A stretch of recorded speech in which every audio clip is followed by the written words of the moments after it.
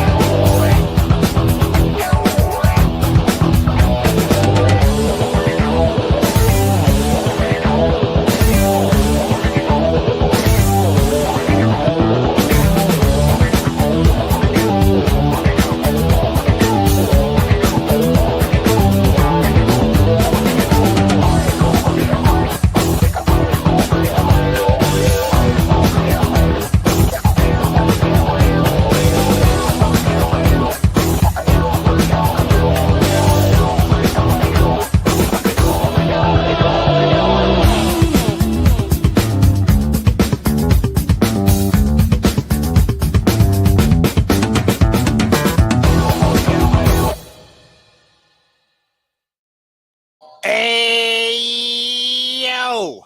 What it is, friend of the show. Welcome to the program. Welcome to Two Men on the Talk ABQ Network.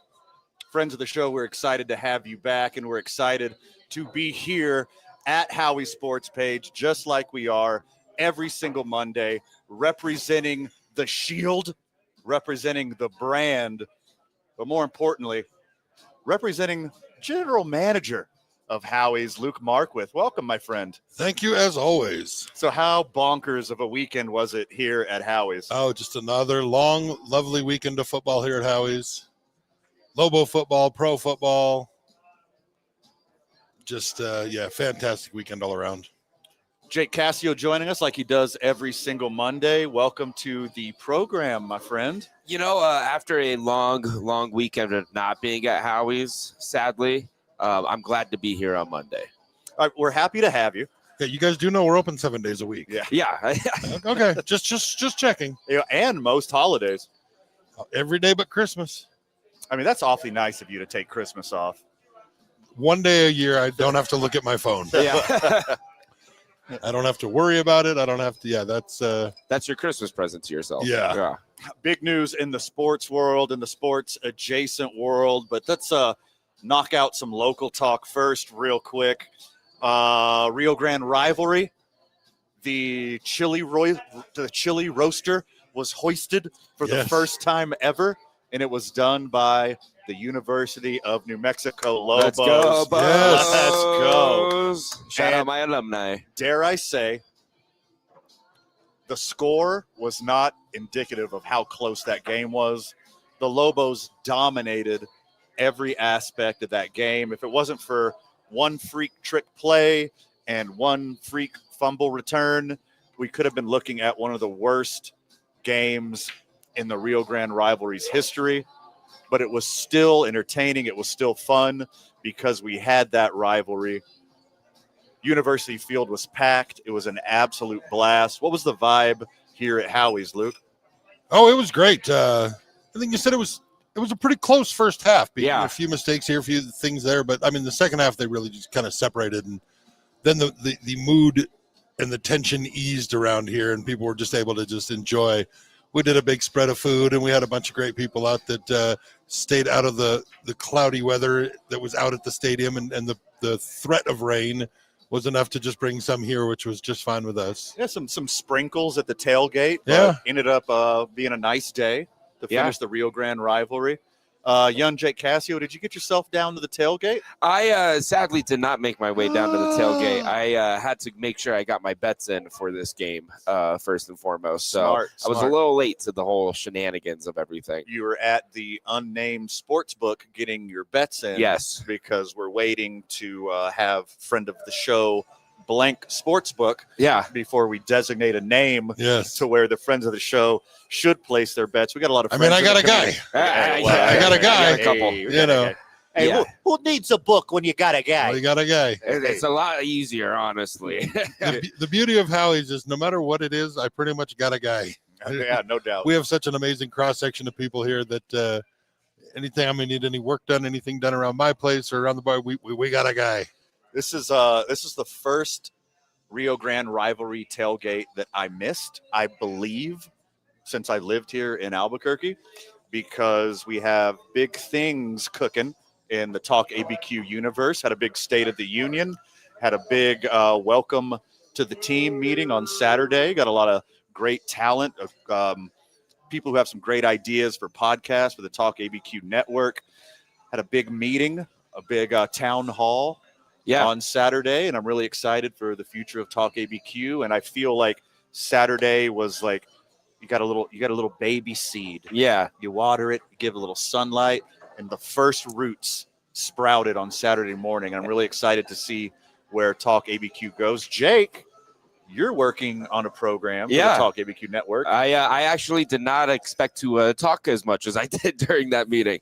But I'm glad that I did, and I think that something beautiful is in the process of growing. And like you said, the roots have been rooted, and I'm excited to see the first sign of foliage come up. Incredible. For the friends of Two Men On, the friends of Talk ABQ, we got a lot coming your way. We got a dozen-ish or more programs coming your way with talent all around the local area. Of course, we're going to still have Two Men On. We're still going to have Fill in the Holes with myself and Max Machado talking golf. We're still going to have The Green Room with myself and Annie Lyman, sponsored by Hyenas Comedy Club. We're going to be interviewing comedians. We're still going to have Going Over with Fred Slow and Saleh Taylor talking wrestling. And, you know, without the beyond the shows that you become accustomed to, we got more and more and more coming. And I'm so excited, friends of the show, to give you all of that. Let's focus on what we're doing here at Howie's. We got Monday Night Football here at Howie's. We got a double header, Luke. And from what I understand, halftime giveaways are in the second halftime. Yes, we have an overlapper today. We had a doubleheader week 2. We have an overlapper tonight. So the first game is at 5:15, second game is at 6:15. We will be doing our halftime show at the halftime of the second game. Give everybody a little more time to get on out, go home, wash the work off, and get out to Howie's and start the real work. Yeah, that first game's early. It's like 5:15. 5:15, I'll be going here. Now, for you, I know you like to wear an outfit for who you think's going to win for the game. Is it only for that late afternoon? Well, I mean, I had to pick one. I don't have the budget for a quick change just yet. We're working on it. My seamstress, we're working on it. But so I figured I would just go with the late game. And even though we are a Packers bar, because the original owner is from Wisconsin and was a huge Packers fan, the owner now is a Bengals fan. Mm-hmm. So in solidarity with him, even though they are lacking their quarterback and a bunch of other problems, but they can't really stop anybody, But in solidarity with him, I'm going with the Bengals tonight.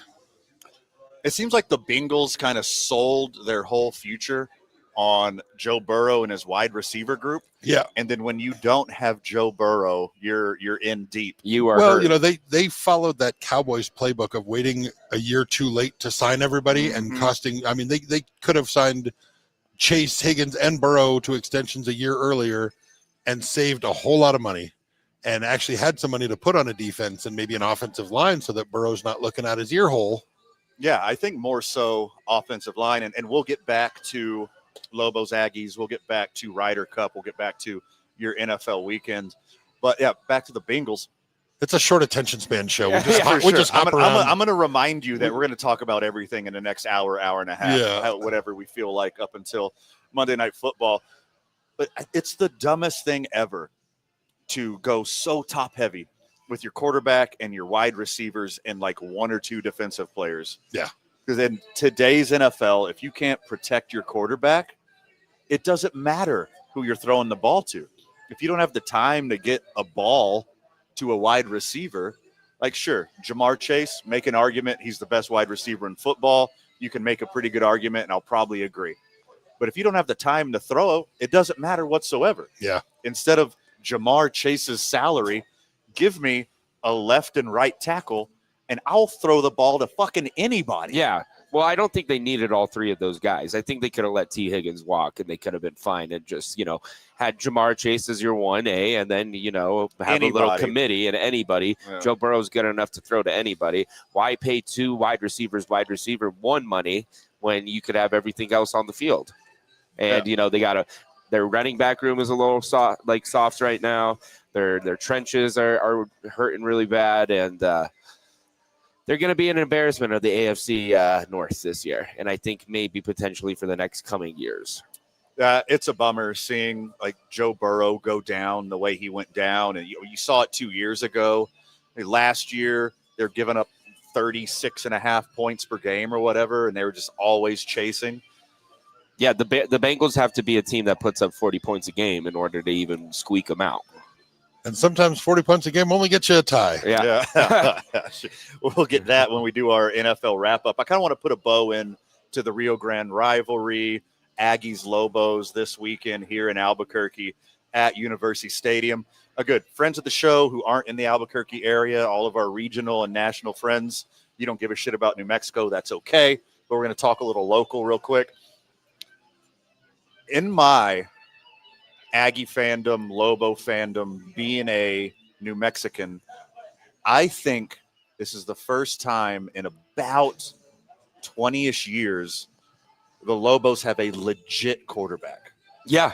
Oh, a legit pocket passer. Jack is that guy. He can make every throw on the field. He didn't look nervous at all. He took his time in the pocket, even when he had to scramble out, and roll right. He was very capable. I mean, we had a pretty legit quarterback last year. Well, he made up for it a lot with his legs. Yeah. But I think as far as a pocket passer, a spread quarterback, this is the first one we've had since Donovan Porter. Yeah. It's been a long time since there's a guy that could just air it out every single play and make every single throw. I watched the whole second half, every single snap of the second half on television because we had the aforementioned Talk ABQ State of the Union. Then I got to see every single play of the second half. He made every throw he needed to make. Yeah. The only mistakes that were made was route running by the wide receivers, drops by the wide receivers. This dude knows how to work a field. It's impressive to watch. They had success, and he knows the offense because he came with the coach. They had success last year. They're having success. He's tough. He's gritty. He's fun. It's been impressive. I mean, it's going into this season, I thought, okay, 3 wins would be a success. 4 wins would be an overwhelming success. Sure. And now it's sky's the limit. Yeah. You get into that thing that Lobo fans do where you worry about too much success because that means the coach is on his way up and out. On his way out. Yeah. I mean, I already heard somebody throwing his name around at Wisconsin because God, he looks like a Wisconsin he played coach. lineman there. Yeah. And they've got a $25 million buyout on their coach, so they're not going to be able to afford to pay top dollar for the next coach, and they're going to have to find somebody that has ties to the program that'll come back on the cheap. And please stay if you hear us. We love you. We love you. We love you. Please stay. Give us a few years before you move on. Build a culture. Friend of the show, Coach Eck, you are an absolute dude, and we're lucky to have you. Albuquerque welcomes you with open arms. I don't really want to disparage anybody from the past, but with that being said, not only is Coach Eck a good football coach, a good leader of men, cares about the community, willing to get out there, Instagram superstar. Yeah. He checks all the boxes, but number one, he's a good guy you want to root for. Yeah. We haven't had that for a couple years. I was talking to a guy in the bar this weekend during the game that had played for the Lobos 20 years ago and said that Coach Eck had a big barbecue at his house and invited as many former players as he could get a hold of for a town hall meeting of state of the program kind of a thing, and just talk to a bunch of former players. What do you guys think? What are your, just listening. Obviously, you're not going to do everything everybody says, but just having your ear out there and taking feedback from people who have been in and around the program for a very long time. Yeah.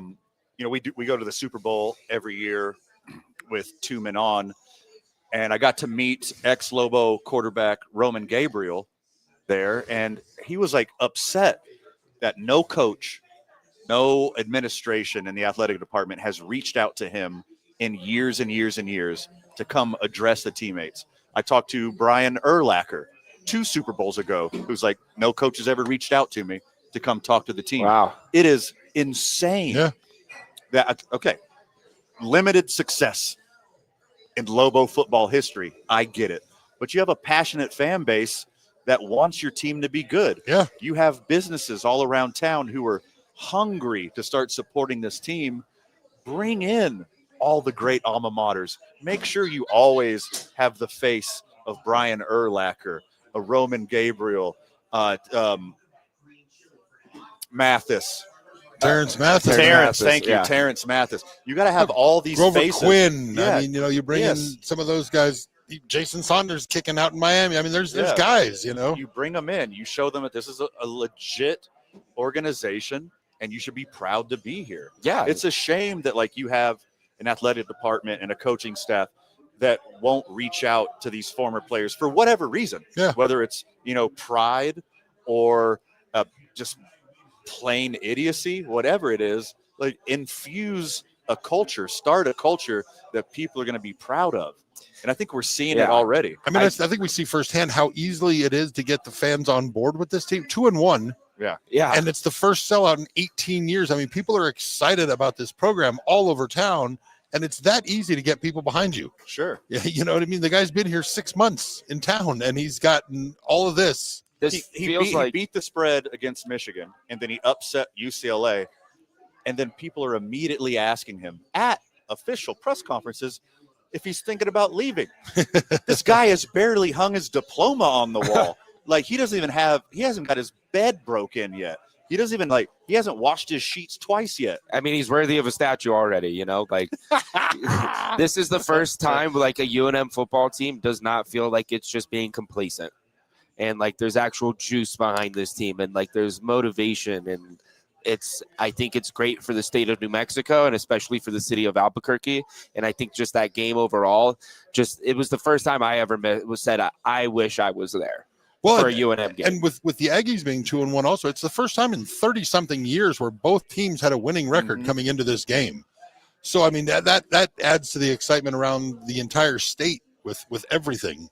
There was a lot, there was a lot of people up from Cruces for the game. There was, it was just a lot of there was more cowboy hats downtown than I've seen in a minute. So I know Cruces traveled really well. until the Ty Murray Invitational's back in town. Yeah, exactly. We even had Celebrity Row for UNM and NMSU this year, with John Jones and Holly Holmes and the streamer I Show Speed, friends of the show, if you are unaware, probably the biggest streamer on the internet right now.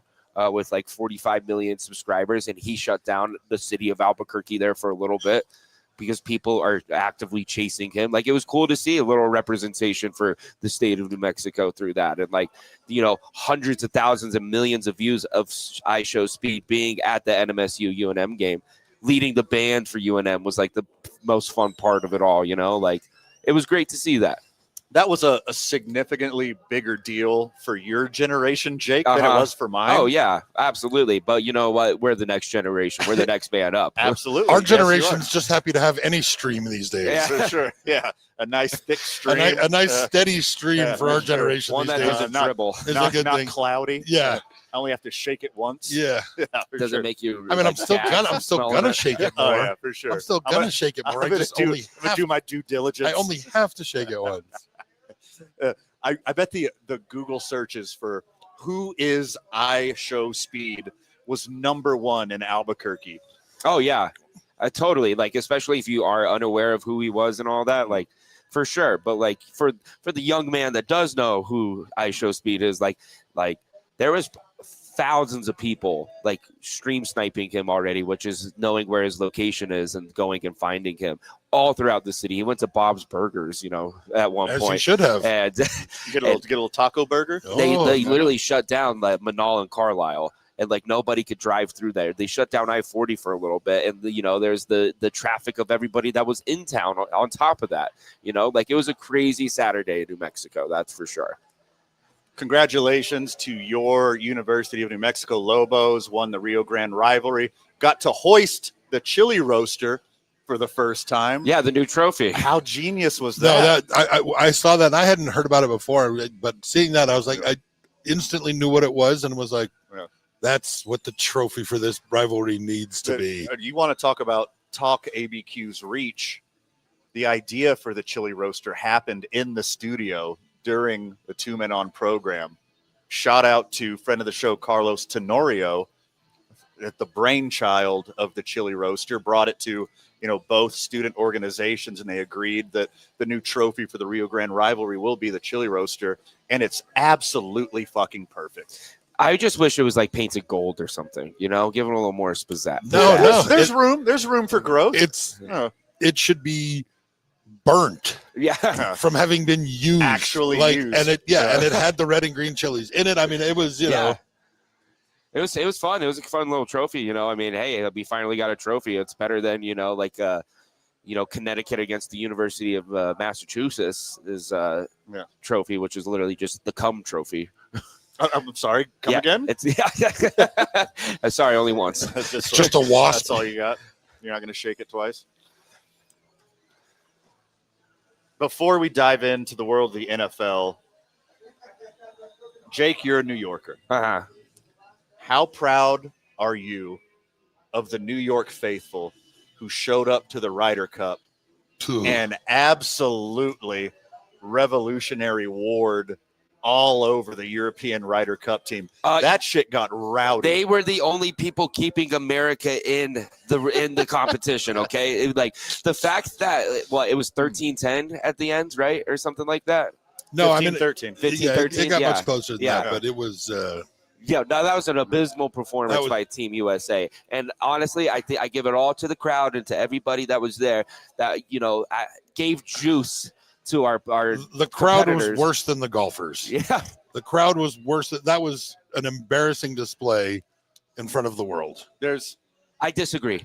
I'm sure you do, but, yes, but of course he does. That was like everything about golf is supposed to be better than that, and that was ridiculous. I agree with you, Luke. If we would have dialed it down 10%, 12%, 15%, it would have been perfect. The yelling, the cheering, fine. The profanities and the yelling in the backswing is garbage. You never do personal attacks on guys' wives. Yeah. The lines were crossed. That was just ridiculous. People should be banned for lifetime from events. And look, there. There's cameras everywhere. There's drones flying over. There's people holding up their cell phones all over the place. Whatever dickhead threw a drink at Rory McIlroy's wife should be banned from every sporting event for the rest of their life. Exactly. That's a dickhead move of epic proportion, and you should be outed for being an upper echelon shithead of all time. Yeah. That is horrible behavior. Well, of course you should heckle. Would you rather have the Ryder Cup be playing in, Napa Valley, California, where everybody's proper and, especially when America's getting their ass kicked by a foreign country who we got our independence from? Of course we have to retaliate, okay? It was a collection of foreign countries, not all of which. The European Union, not England. And it was... It makes it even worse. We are Team USA, and we have to defend our people. Look, if it was, like that was just a normal, PGA Tour event that wasn't, No, that's the problem. Team USA versus those same Europe. People cheer for these guys at PGA Tour events. Sure. Yeah, sure. But it's bigger when you get countries cheering involved. Is one thing. The profanities. It was just. We're a prideful nation. You shouldn't be cussing at other human beings that you can hear on air for a television program. Well, just throw them in the Boston Harbor then. Look, I'll be Switzerland here. I'll be Switzerland for the Ryder Cup, just like I'll be Switzerland for the Rio Grande rivalry. I didn't graduate from both colleges. Yeah.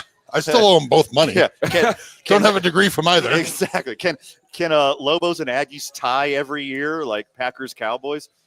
But back to the Ryder Cup, like I want the crowd to be rowdy. I want the home crowd to have an actual home course advantage. I want people out there having fun 100%. and wearing goofy outfits. Like I saw somebody dressed up as Susan B. Anthony. I saw somebody dressed up as George Washington. I saw somebody dressed up as Abe Lincoln. Great American heroes. Yeah, for sure. And everybody had a good time. And there were vibes to go around. Yeah. Okay, again, there is a common misconception of having fun and having a home course advantage and then throwing a drink at someone's wife. Yeah. That is dirtbag behavior of the upper echelon. Like, don't ever do that. And Anybody that's you been on should a go golf home and just like walk right through the precipice of your mother's home and let her slap you in your dirty fucking face. Yeah. Because you don't deserve the love of your mother, you dirtbag. Well, yeah, that's a dirtbag move, you know. And there is, you know, some activities going on by some rotten apples, you know, and sure, it may only take a couple rotten apples, but they shouldn't define the whole experience for everybody. Shane Lowry almost ran into the crowd and fought a guy. Yeah, that's awesome. Golf needs that. Irish. No. Yeah, you know how much it takes to piss off an Irish guy? Hey, listen, a lot. there's a reason why we're talking about all this, and that's because America knows how to entertain. All right, speaking of, let's get back to America. The Ryder Cup this year is a dichotomy of the American experience right now. We don't know how to work together as a team, but individually we're incredible. Yeah. No, they almost pulled off an epic comeback. It's the same divisions politically and racially and financially in this country. We're split in 4/3 in this country, and it was reflected in the results of the Ryder Cup. We lost. We got smoked on all the team events, but when it comes to rugged individuality, America prevailed. I also do have an issue with, and I'm not, I guess this is just the rule, but when Hovland was unable to go in the singles match, they just halved that point. Yeah. If you are unable to go, that should be a forfeit.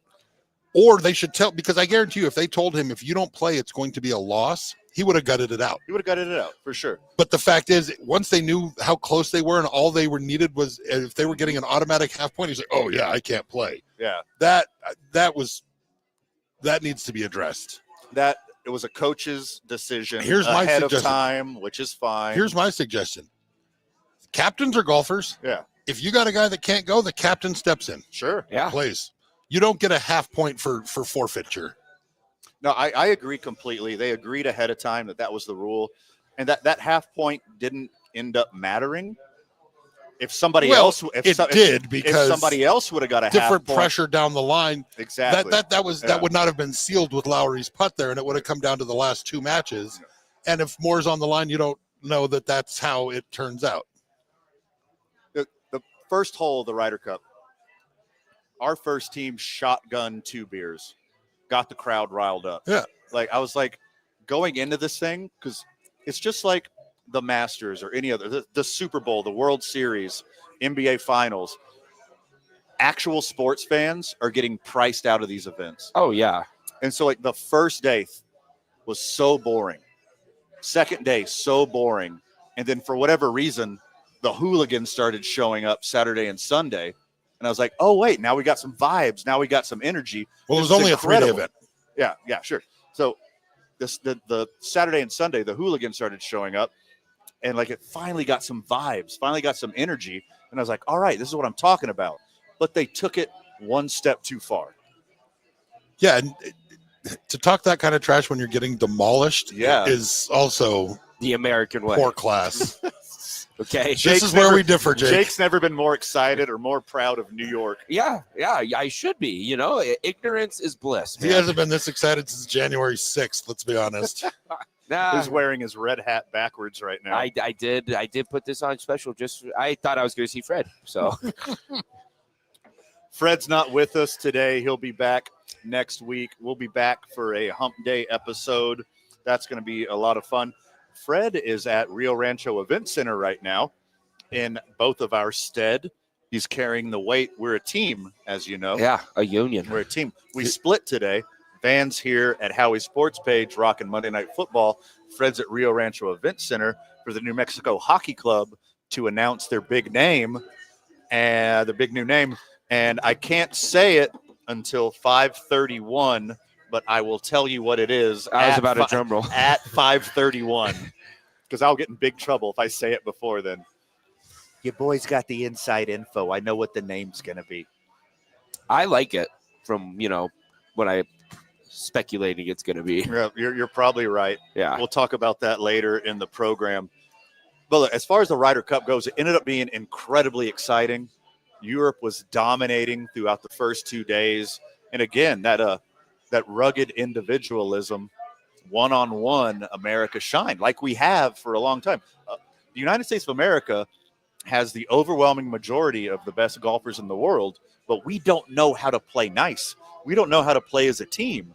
But Europe, the European Union. Yeah, they designed their team a little different and based more around the team events as opposed to the individual with the U.S. It just, and I mean, Scheffler's the best golfer in the world, but he's not always the best golfer on Thursday and Friday. Sure. It's his endurance on Saturday and Sunday so he struggled a bit the first 2 days really and all the team stuff. And then beat number 2 Rory in the finals in a great match individual. But it was 2 very differently constructed teams. I hope that this event wakens up old school Rory. Yeah. Because, I mean, for a decade or so, I was the biggest Rory McIlroy fan in the world. He's fun. He's Irish as all hell. And he's one of the best golfers in the history of the sport. He's the strongest golfer. He turned into this 5,000 thread count soft douche. Well, and he should be an absolute dude. When he was yelling at the crowd, shut the fuck up. Yeah. When he was yelling at the crowd and engaging with the crowd, it's like, bring that guy back. I want the passion of that pissed off Irishman again. And who's going to pull that out of you? A bunch of drunk, obnoxious New Yorkers. I think we need more of that at every tournament. I'm still a huge Rory fan. I think I have a different take on it than you do, Van. I don't think he's become a softie. I think he's exhausted.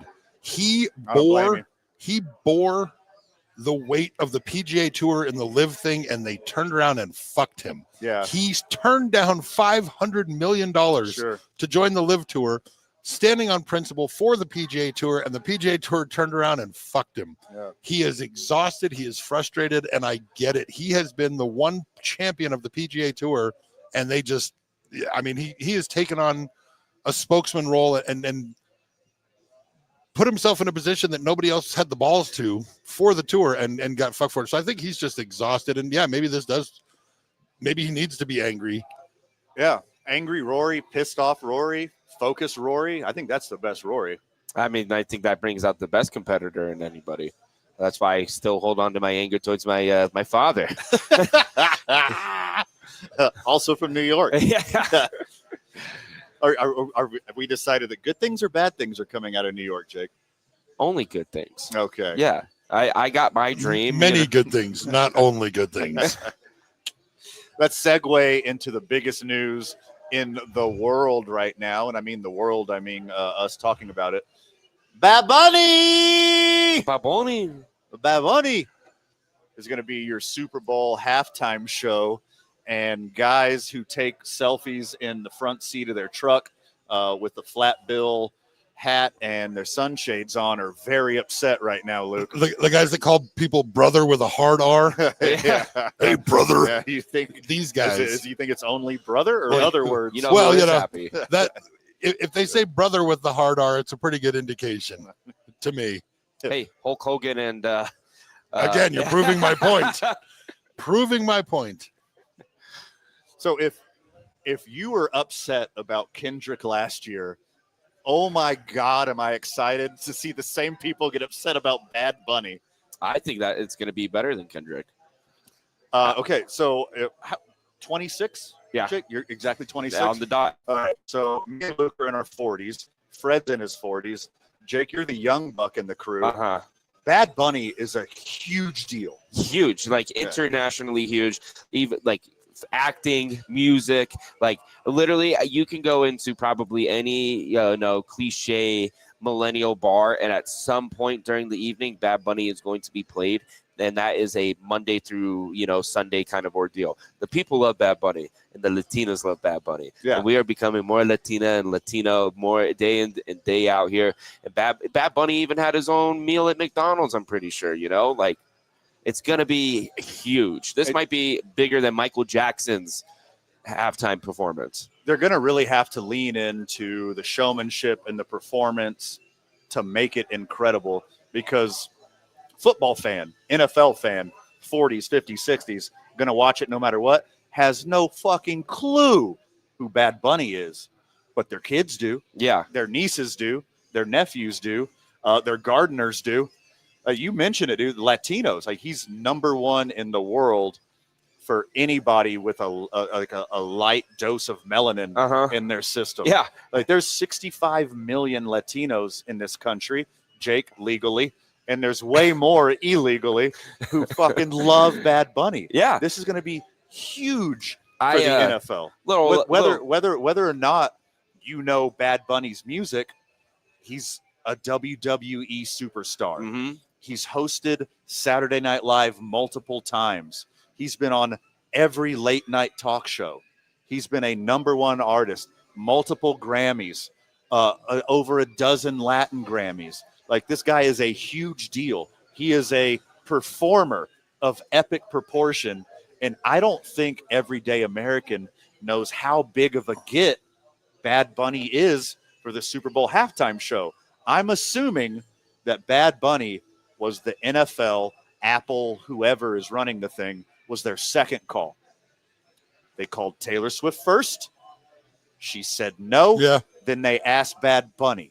He's that big of a deal. See, I don't think so. I think they've been slowly building to this happening because of the games in Brazil, the games in Mexico City, the NFL becoming a more international sport. This is all the puppet masters behind the scenes going, how can we get an NFL team in Mexico City? I know, let's call Bad Bunny up. And this is gonna be the way for the next 10 years of furthering the agenda of international football. And Bad Bunny is gonna be the catalyst. Every like I said earlier, every guy who takes a truck selfie with his gas station sunglasses on, me. I'm boycotting the NFL. All right, you're saying that now, and I'm going to hear another tweet. I'm going to see more Instagram reels of you saying, "Worst halftime show I've ever seen." It's going to happen. Yeah, I mean, you're still going to watch. Yeah, you're going to watch. Yeah. I'm boycotting Bad Bunny. I'm going to watch the Puppy Bowl. No, you're not. Because the Puppy Bowl's not on at that time. You're gonna watch at least at the very minimal amount to find something to be angry about. Yeah. And guess what? You're playing right into the NFL's hands. You're playing right into Apple Music hands, because not only is Bad Bunny one of the biggest artists in the world, he's captivating, he's talented, he's engaging, he knows how to engage an audience. And guess what? You're gonna watch, even if it is to complain. You're gonna watch. Yeah, and I'm excited to put some wagers on that halftime performance already. Going over the time limit? Over the time limit, who's going to be brought on stage? I hope a little J-Lo comes out, or maybe a J Balvin, all these international pop stars that have, paved the way for people like Bad Bunny. And anybody who can get a work visa will be there at the halftime show. And, I'm just excited to see all the Latinas I'll be around and how excited they will be when it's on. And I will tune in just for that. I got some bad news. Bad news for the world. Bad Bunny did not get his visa. So we're going to play He's Puerto Nickelback. Rican. Listen to the soothing sounds of Nickelback. He's Puerto Rican. He can come. That doesn't matter too. No, it doesn't matter. You think Joe Schmo knows the difference in between Puerto Rico and the Dominican Republic? He went to the Puerto Rican He went to Puerto Rico and was throwing towels. He was shooting hoops. That would be a hilarious bit in the halftime show. Bad Instead of Bunny. T-shirt cannons, they're doing paper towel cannons. It's going to be for it. wild. I think they got it right. If you can't get the biggest artist in the world, Taylor Swift, get the second biggest artist in the world, Bad Bunny. I'm still not convinced she doesn't come out with him. No, she'll never do it. See, I think she would be a one-woman show, right? Yeah, it would be a one-woman show, and I think Taylor Swift is going to hold out on doing the halftime show until Travis Kelce's retired. Conflict of interest. She has nothing to benefit really by doing her own show there. I mean, they have to pay for it themselves. They don't get paid to do the halftime show. Yeah. It's your own thing. Yeah, she has a Super Bowl halftime show once a day during her Eras tour. Well, that's a common misconception because they get paid, but they pay the production company, not the artist. And anyone big enough to do a Super Bowl halftime show has their own production company. Yeah. So they're giving the production company $20 million or whatever to do the halftime show. Just like Kendrick last year, like his own production company did the whole halftime show. And they all have Keenan Ivory Wayans to thank for it. You're welcome. You are welcome. Shout out in living color. Before that, the halftime show at the Super Bowl used to be marching bands. They had a magician one year. That's sick. It was horrible. It was horrible. And then in the early 90s, at the height of In Living Color's fame, they did a live show at halftime. The second halftime, the game went to halftime. They went on live on another network, and everybody switched over. And the next year is when the Super Bowl brought out Michael Jackson. Right. It was like, nope, we're not doing that again. We're not losing everybody at halftime. And so it went from marching bands and magicians to Michael Jackson because of Keenan Ivory Wayans and In Living Color. I think I prefer the old halftime shows.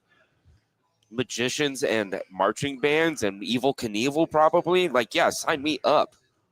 Oh my God, that's way cooler. Well, there's room for all of that now. And I want to see what's her name, Red Panda or whatever, the lady that throws the dishes and stacks them on top of her head. Is her knee healed yet? That's big right. Spill. Yeah, that's right. Big spill at the Well, WNBA All-Star game. You know what? I might start my Did own. she slip on one of the dildos? Prayers up for Red Panda. We're going to dive into the world of the NFL, give you our weekend recap. All the way from Dublin, Ireland, the Minnesota Vikings played the Pittsburgh Steelers. The Vikings kind of dominated this game, except for two big plays. Aaron Rodgers did well in Ireland. Is the Dublin ayahuasca like stronger than American ayahuasca? Like, how did he pull this one out? He popped over while he was in Europe. He popped over one of those hyperbaric chambers that Kobe used to do, or you saw Keith Richards' blood guy or something. Carson Wentz, my ginger hero, 350 yards, 2 tutties. That was his game. Still ended up losing to the Steelers. Man, like a ginger going to Ireland and losing, that's got to hurt. That's got to sting a little extra. He fared a lot better than your other ginger backup quarterback. How dare you? Cooper. How dare you? I think, that the game, it was a 7 a.m. start time here. And I said, I will not wake up to watch Aaron Rodgers versus Carson Wentz. But I did look at the highlights. Oh, that's why you didn't wake up. Yeah, exactly why. The Buffalo Bills were the only reason you would wake up at 6:30 a.m.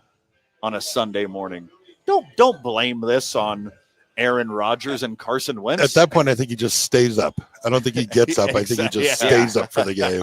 Pretty much. That's what I did for the last Bills international game. I just stayed up all night, and it was a lot better that way. The Washington football team went down to Atlanta and got twerped by your boy, Michael Penix. Penix Jr. length matters. What a game that I didn't really pay attention to. Jaden Daniels didn't play. Marcus Mariota got the helm again, and, he's going to do exactly what any backup quarterback like him at that pedigree is going to do, keep you involved. And I think because of the performance Michael Penix had against the Panthers last week, they came in with a little bit of a chip on their shoulder. Michael Penix threw for 313 yards, 2 touchdowns and an interception. Not a bad day out there. Bijan Robinson looks like his true self of over 100 receiving yards. I mean, what a day for Atlanta. Well, they got Drake London involved. They got Kyle Pitts involved. I mean, Kyle Pitts sighting. Yeah. Yeah, Kyle Pitts touchdown. Did you see Elvis at a gas station? I saw Kyle Pitts on television. He's the new chosen one. And it wasn't in a segment called Don't Start. Yeah, The fantasy Don't Starts this week. Falcons got embarrassed by Carolina last week. They bounced back, beat a Jaden Daniels-less Washington team, but still looked like a competent NFL franchise. Got a W, got themselves back to 500. Upset City, Jackson Dart making his first start in the NFL, looking way beyond rookie levels, beating the undefeated Chargers led by upstart Justin Herbert. Is Jackson Dart that dude? No. You know whose team that is? It's Cam Scadabo's team. Thank you for that. He is the only reason why that team has any lifeline or why they even decide to, other than the multi-million-dollar checks that they get paid, why they put on the pads. Cam Scadabo is that guy, and it's crazy that they play on a field with turf, and he is leaving the game with the dirt all over him. That's wild. Like, it's insane. He's so energetic, and he's so fun to watch, and he makes me want to run through a brick wall. And I'm sure everybody else around that organization feels the same way. I know there was a little bit of quarterback controversy on Jackson Dart or Jameis Winston getting the look after Russell Wilson. Well, my answer is always Jameis. Jameis, for sure, any day of the week. But, when you have a coach that's on the hot seat like Dable is, and you have a first-round pick, you have got – there was never a question who was going to start that. You've got this guy. You got to try – and not only that, the Giants need to see what they have in him before they decide to move on, or, you know what I mean? Like, you got to get – that's just the nature of the game now. There's not the luxury to have these guys sit in the wings for 2-3 years and learn. It's get out there now. If you don't succeed in the first year and a half, we're going to draft somebody else. And that's actually seems to be the recipe for success for a lot of teams. Is like we talked about earlier with Cincinnati. These guys now, a lot of these teams, if you can get a rookie quarterback, a serviceable rookie quarterback on that deal, that gives a lot of money left to spend on an offensive line, a defensive line, a secondary. And so you got to pay that rookie quarterback. Well, yeah, but if you're achieving the kind of success with that, then you have no problem extending him. If not, you move on, and you've already got a great team built for the next guy that's coming in, and you try it again. I think the only true example of that really succeeding would be, Patrick Mahomes and the Chiefs. He was the only guy on a rookie deal to get to the Super Bowl. Russell Wilson did it before. They had just signed Matt Flynn. Russell Wilson came in and as a rookie, and they said, Pete Carroll said at the beginning of the season, it's going to be an open competition for quarterback. Everybody's like, no, it's not. You just signed this guy to all this. Yeah. But no. And Matt Flynn never saw the field. Russell Wilson came out and won it. And after that, they had a lot of money to spend around him. Legendary bag getter. The Legion of Boom would not have been possible if you're still paying Matt Flynn that kind of money. That's valid. That's very valid. I think I just have a bad taste in my mouth with Russell Wilson, so I forget about him actually being a good quarterback for the first couple years of his career. Yeah, be careful when you say bad taste in your mouth from a dude. Yeah. Hear that, Russell Wilson? More pineapples. I like salty. Hear that, Russell Wilson? More pineapple in your diet. You like it salty? I like it salty. Attaboy. I knew Cam Scadabo was going to be a dude when he chose 44. Yeah. He didn't pick any of the diva numbers. He was like, give me 44. He's Toby Gerhart. Give me an old school fullback number. He's Toby Gerhart. Give me a middle linebacker number. Let me prove myself. He is a football player's football player. Yeah, for sure. I mean, he's going to die of the mush brain for sure, but it's going to be wildly entertaining to watch his career. For the next I haven't 7 years. I haven't seen somebody play that hard in years. Yeah. No offense to every other single player in the NFL. Little old Mike Allstott-ish. Yes. Congratulations. You're going to be on the next cover of Madden successful white running back. Yeah. Yeah. I see you, Peyton Hillis. Yeah, Peyton Hillis shot out, dude. New Peyton Hillis, Cam Skeetaboo. Well, I think also the Chargers lost because I saw a report about Jim Harbaugh. He used to not let his players eat chicken the day before games because it was a nervous bird. And then now Jim Harbaugh has a collection of chickens he takes care of now. And I think he's gaining respect for the chicken, and that's why they lost. That's the dumbest thing I've ever heard in my life, but I still love it, Jake, so thank you. I got to run with it. Thank you. And I read that article the day before it happened. So Another one of your boys, Jake, CJ Stroud is back. yeah, the guy in the win column, against a bad Cam Ward and a horrible Titans defense.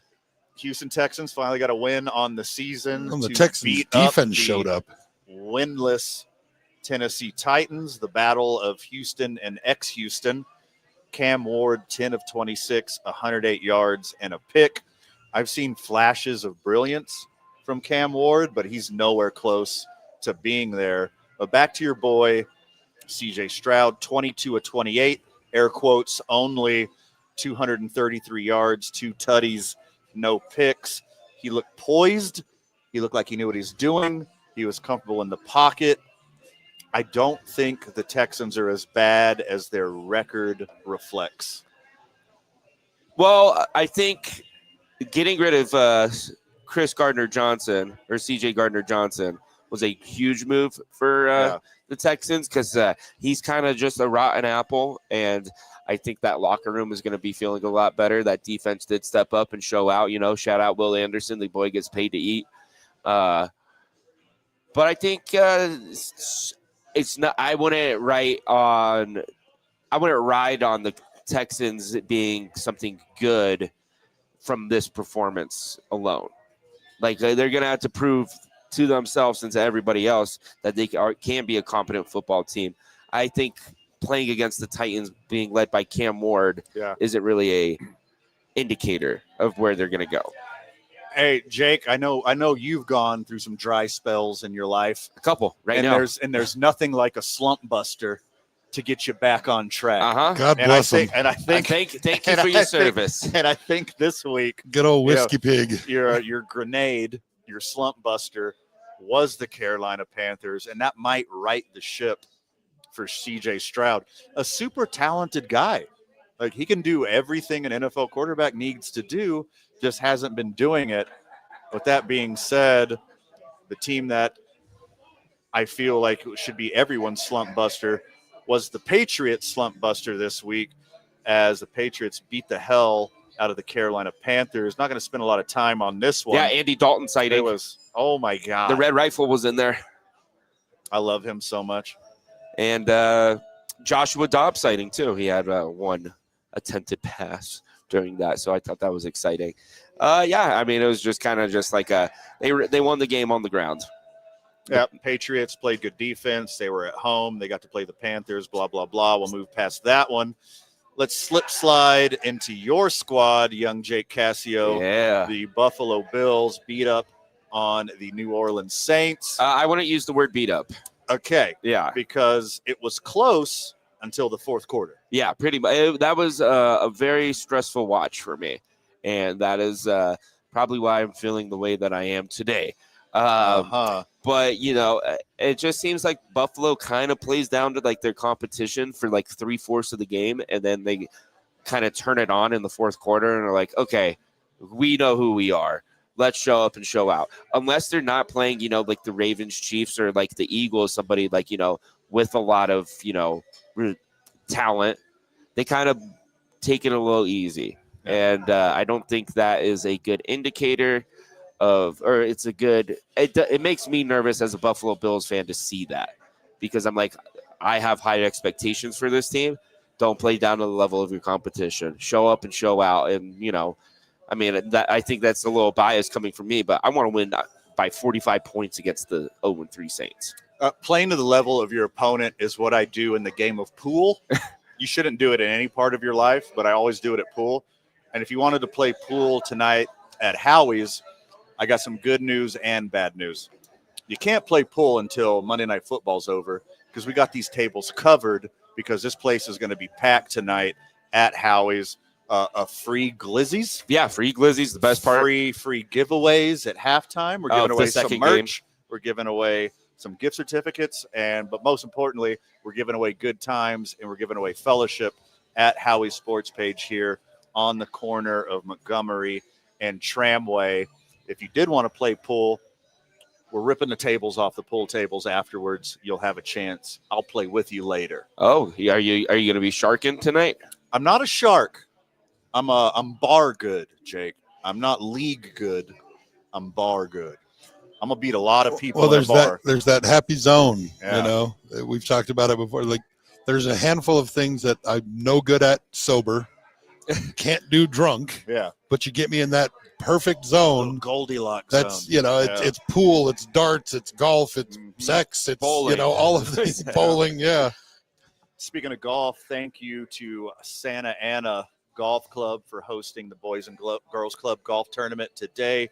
Shout out to Fred, shout out to Colby, shout out to everyone else involved with the Boys and Girls Club. Put on a great show today for a great cause. We don't have the final numbers yet, but I believe we're creeping up on $500,000 raised to go to Albuquerque and surrounding area kids. Let me think about that. $200,000? That's $200,000, wow. Jake. You did it. Woo! I've never been so proud of you. You know what? I learned something in math class. That's for sure. Yeah. Okay. That's awesome, though. Had an incredible day today supporting the Boys and Girls Club. Thanks again to Santa Ana Golf Club. Thanks to everyone who made this tournament happen with the Boys and Girls Club. Had an absolute blast for a great cause today. You are the true champs, helping the children of Albuquerque, central New Mexico, and surrounding areas. Back to NFL, your Detroit Lions beat the hell out of the Browns, which upsets me greatly because the Cleveland Browns beat my Packers last week. The Browns look like they have an elite defense, and the Detroit Lions brought them back down to earth.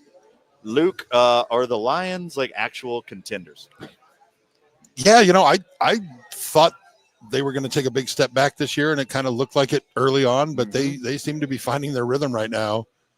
And, it's when you got a coach like that, super emotional and pumped, and the guys love playing for. It's, I think they're tough. I think they're going to be good. You know what I did find out about this game? There's a trophy for it. That is the Great Lakes Classic, Cleveland Browns versus Detroit Lions, and it's a preseason trophy that started like way back in like the 40s or 50s. Okay. And their trophy This is news is to me. a United States battleship Okay. with the two helmets for the Lions and the Browns on top of it. Is it the USS Crumbling Infrastructure? Is that what that is? I think it is the it's an actual ship. I know that much. I just got to find the name of it. But that I thought that was the most interesting part about this game is that there's a trophy between the Browns and the Lions as a little Great Lakes rivalry. It's the they had race to the bottom. They had to do something because neither of those teams at that time were ever going to sniff a trophy, and so it was kind of like a consolation prize for when the two. It was their participation ribbon. I think I want more trophies in football, in the NFL. College does a really good job at it. UNM, NMSU, the chili roaster now. How did that not exist before? I know. Like, what that took us so upsets me. long? Yeah, but now I want more in all of football between like just random little rivalries. Like I want a Seattle versus Buffalo trophy.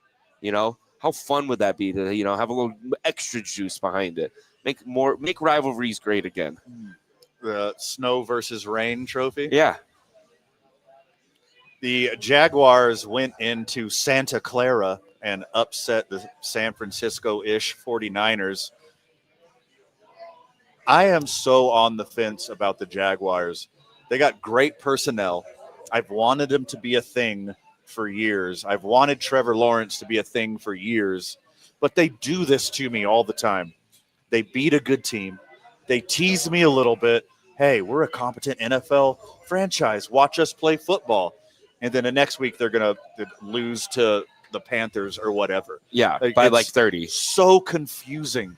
what Jacksonville is doing with their team. Did you see the beef between Liam Cohen and Robert Saleh at the end of the game? Cohen versus Saleh? Yeah. Oh, no. It's a new 9/11. I know. Okay. And Cohen came up to Saleh and was like, "Hey, keep my name out of your mouth." And then Robert Saleh proceeded to say, he's like, "Shut the fuck up and keep. I will fucking kill you." Like he's like threatened to kill Is Liam. this verbatim? Yeah. All right, be careful. Well, our legal team Not isn't verbatim. that great. Yeah, yet, yeah, Jake. yeah. It's like the last part is though. I don't know if we could handle a libel case versus Robert Saleh. Well, see. Yeah, they had a little beef yesterday, and You I have thought a lip reader telling you the exact. I will fuck your world up. Okay, that's way better. That is so much better. But wait, hold on. There's more to the whole quote. I'm going to squeeze that into my day-to-day. I was trying to compliment your ass. I will fuck your world up. You don't want to fuck with me. I will fucking end your fucking life. Okay. Quote. Robert Saleh. To Liam Cohen, who is the most nerdy guy in the NFL. Duval. Oh, God. That's hilarious. All because Liam Cohen said, "Keep your name out of my mouth," which for some reason, I guess they're talking about each other. Yeah, they played football against each other this week. Their names should be in each other's mouths. Hopefully just names. That's how the media works. But yeah, that was an interesting one. And I think the Jaguars will get a little juice behind that. They're going to back up Liam Cohen now. And I think exactly what you're saying is going to be the opposite because of this incident. Thank you, Robert Saleh, for the next success of Trevor Lawrence. Chalkboard material. I will fuck your world up. That's so good. I will gouge out your eyes and skull fuck you. Hey, is that Robert Saleh or Thanos? Yeah. Who said that first? Indianapolis Colts went down to L.A. and gave them a hell of a time, but I think the better team prevailed. Seems like number 10 had a rough go. He fumbled the ball out of the back of the end zone trying to showboat on it after he made a fantastic play. And then on the last drive, when Jonathan Taylor ripped off that big touchdown run, it was called back on a hold on the same guy. That's where the coaches have to have a guy, one of the teammates, stay with them for the night. And accountability buddy. Colts starting off 3-0 and like playing a real team in the LA Rams. I don't know how good the LA Rams actually are, but I know Sean McVay keeps getting it done over and over and over again. Indiana Jones was in the Temple of Doom this week. Yeah, there you go. Well done. I don't think the Colts are as bad. The Colts are going to be just fine. I think the Colts have a real good chance. The AFC South is dog water. Garbage. Yeah. You know, like the Jaguars are going to beat the Indiana Jones? No way. Unless, Liam Cohen starts getting a little hostile. Yeah, get the little spicy boy. I like that. And then, but I think I think as long as you got Puka Nacua out there and Matt Stafford and Kyron Williams, as long as you have those three on offense, they're going to go out there and they're going to put their team in a position to win football games. Yeah, hard agree. I think the Rams are going to be fine. Matthew Stafford, he's a dude as long as he's healthy. He's got weapons. Devontae Adams looks like Devontae Adams from 5 years ago. Yeah. Like the timeless wonder that I think like we're not giving enough credit to. Yeah, he doesn't look like he's a Las Vegas Raider. Yeah. Yeah. Surprise, surprise. Somebody looks like shit when they're in Vegas playing for the Raiders. Except for Ashton Gentil. Oh, welcome back to the NFL. Yeah. Perfect segue there, young Cassio. Chicago Bears go into Vegas and shock the Raiders, who I think played the better game. Yeah. I think the Bears just got lucky having one more point. Ashton Gentil looked really good, running the ball.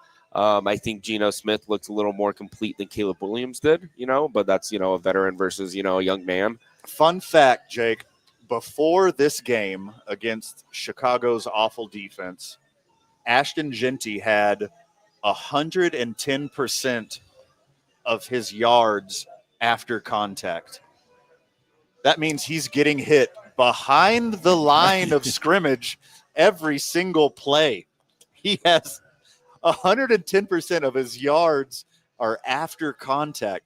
That is a historically inept offensive line, stifling who I think, besides Bijan, besides Saquon, like as a core of a talented athlete, Ashton Genty is one of the best in the NFL immediately being a rookie. He is doubling number 2 in the NFL in broken tackles in his 4th game. And he finally got a couple holes. He finally got a couple chances to show what he can do. And welcome to the NFL, Ashton Genty. You showed up and showed out, even though your squad lost. Yeah, he had his breakaway moment, and it was good to see him. He went on like a 60-something yard run, you know, and I was like, He had okay, a 60-yarder, had a 40-yarder. he got his legs back after those first 3 games, you know. But it's also not like the Raiders' offensive line is helping him too much. No. Yeah. The only 2 runs where he had space, he went for 60 and 40. That's wild. Let him loose. Run the damn ball in Vegas. A lot of people think is the game of the week. The Baltimore Ravens went into Kansas City, got dominated, but there's some caveats. 2 starters were out. 4 starters on the defense got hurt, and the Chiefs took advantage of a weak Baltimore defense and kind of just did whatever the hell they wanted. Yeah, and you know, the D coordinator from Kansas City seems to be in Lamar's head. I don't know if it's something that he feels like he has to do everything himself, or if he's just, I'm not sure, but you could see the frustration on Lamar, and then the injury, and it and then, you know, he ended up going out, and once he went out, I'm sorry, Cooper Rush is not bringing them back. No, not at all. God. Dude, my ginger hero, Cooper Rush, is not going to come down from 3 scores on the perennial Super Bowl champion Kansas City Chiefs. All right, breaking news, guys. Breaking news. We have just been delivered by Jason York of the Recognition Place the first place trophy from the Birdies and Balloons Quad A golf tournament, benefiting people who want to be hot air balloonists. So myself and you, Yes, Luke Markwith, GM of where we are right now, Howie Sports Page, as well as Renee Aguilera and Billy Eagle, took first place in the Birdies and Balloons Quad A golf tournament. and it is now immortalized. And That's now pretty sweet. we have our names here, and this trophy, a very, very handsome trophy, will be immortalized in the annals of Howie's history. Yes, we were going to find a prominent location to display it. Who is playing Bridgestone? That was just the ball they provided. Oh, okay. Yeah, I was going tailor-made TP5, but that doesn't matter. Because I was going to say that could have been a ball you guys found and said, oh, yeah, I hit it over here. I don't know about that. I need some legitimacy on that ball. That is not a ball that was in play. That's just a ball on the trophy. Okay. But It does look like it has been played, though. incredibly excited to have this trophy here at Howie's Forever. As golfers of the world, let me tell you, this is the first time I haven't been pencil whipped in a tournament in forever. We shot a very reasonable 59, Yeah, our actual score, and by some miracle it held up. So thank you for all the participants of the Quad A golf tournament, Birdies and Balloons, for not cheating and allowing us to finally win one. This is sweet. I love it. And for the watchers at home, allow me, not the greatest radio, not the greatest podcast, showing you an inanimate object that you can't hear, but it's pretty friggin' sweet. Back to the world of the NFL.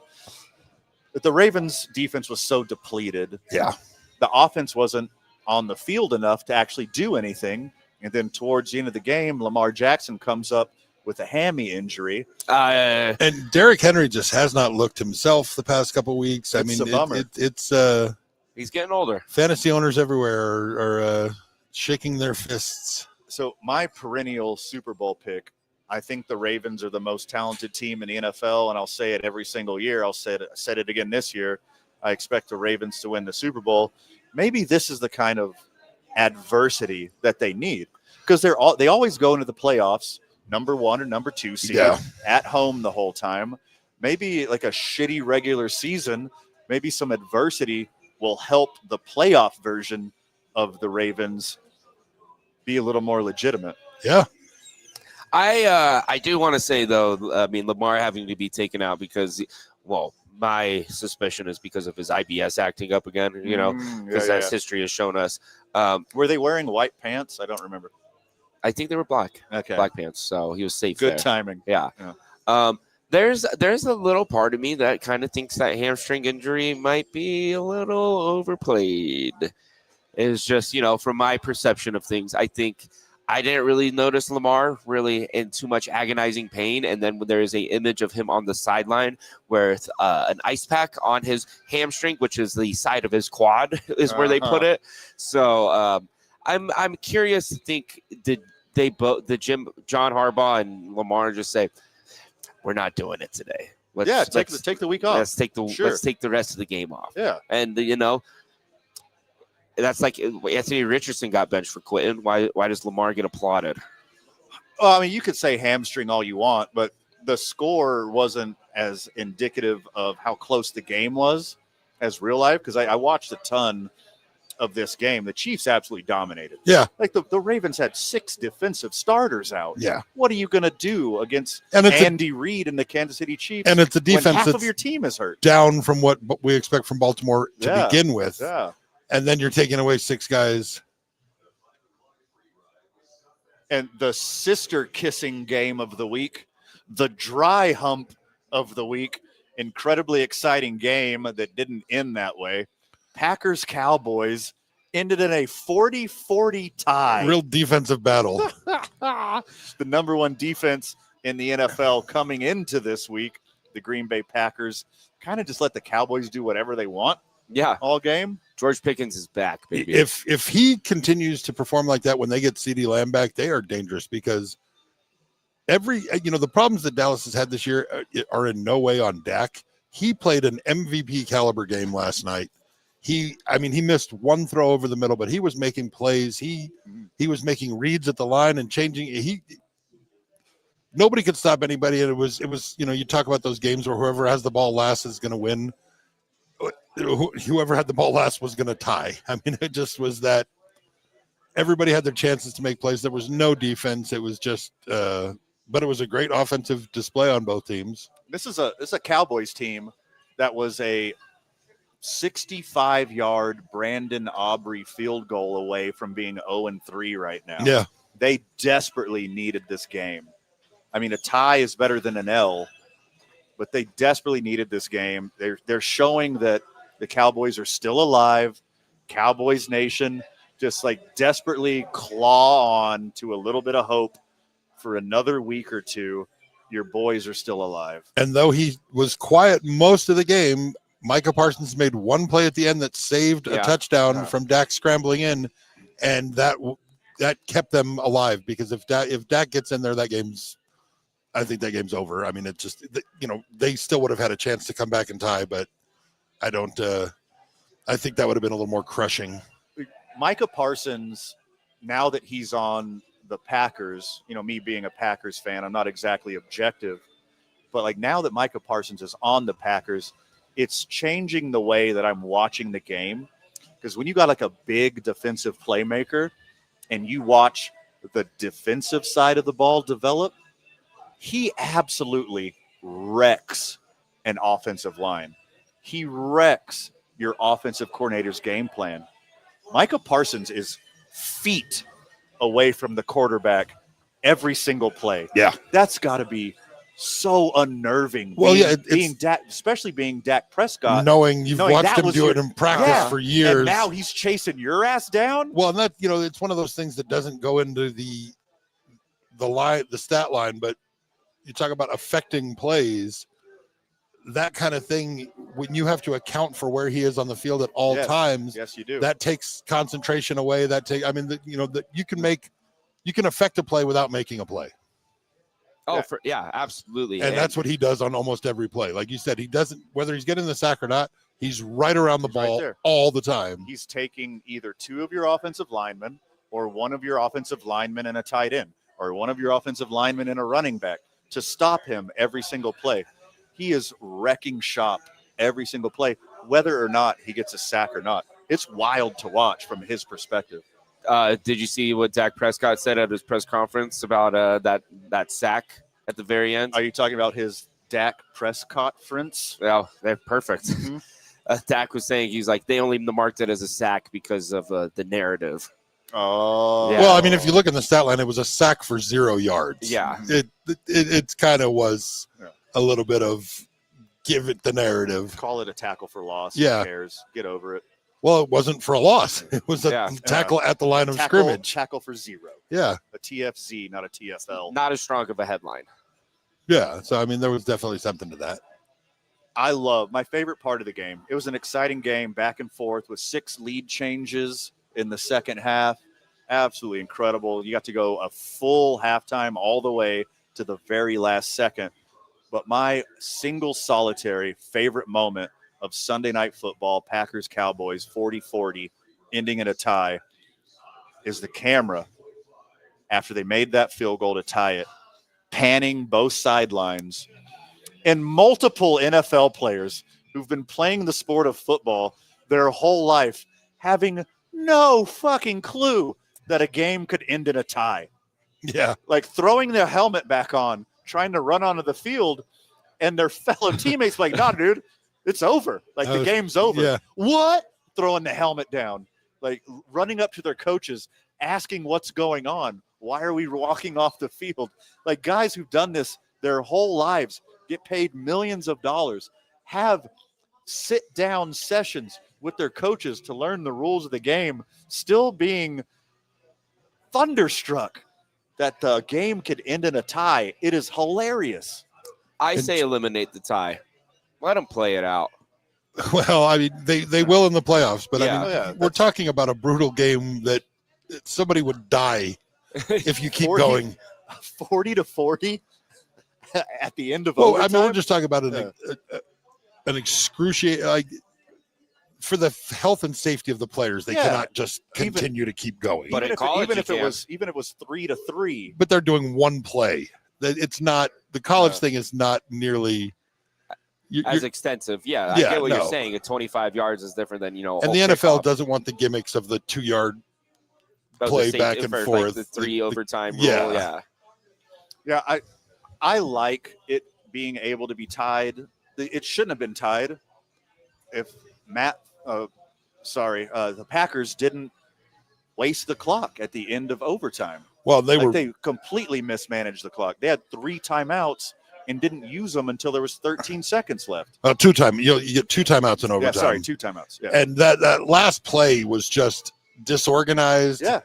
And I think the clock ran out before that. They deserve to lose, mismanaging the clock the way they did at the end of overtime.